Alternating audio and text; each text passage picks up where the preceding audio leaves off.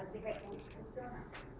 As nossas salinhas de recurso funcional era aquela coisinha lá na escola, guardadinha, que alguém estava prestes a se aposentar, ou que alguém estava readaptado, aí põe na sala de recurso funcional.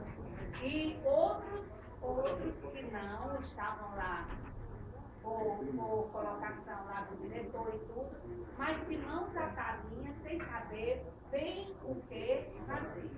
Algumas formações que houve no Natal, poucos participaram.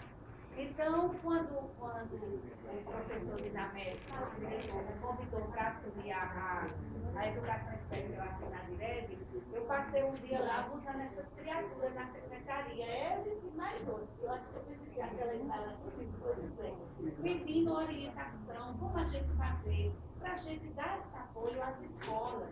Porque eu acho que vocês são como eu, a coisa mais linda quando a gente está no canto, querer fazer e não saber como, né?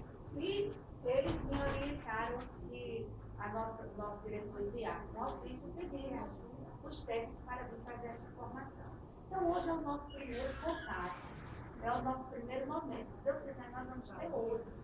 Eu sei que eles viram um maior prazer, eles e hoje, né? A menina Érica, que é do Vestibular, né? Érica e Juliana, e assim, vamos ter outros momentos. Então, hoje eles vão conversar com vocês, porque a sala de recurso nacional direitinho, como é que deve ser, porque tem gente que chama até sala de AEI, que eu também chamava. E, na verdade, o AEI não é o atendimento, né? E a sala de recurso nacional, eu chamei de sala de AEI. E eles vão conversar com vocês.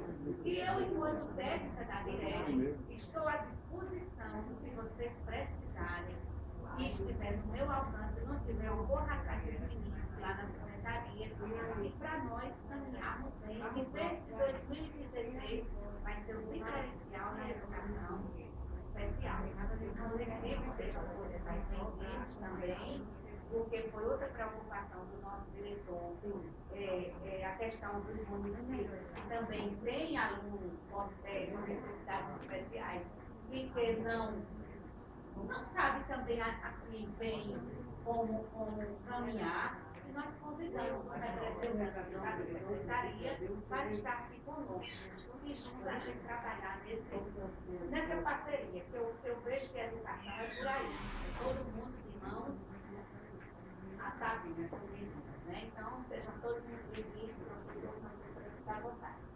E a gente tem professor e professora pelo lado, né?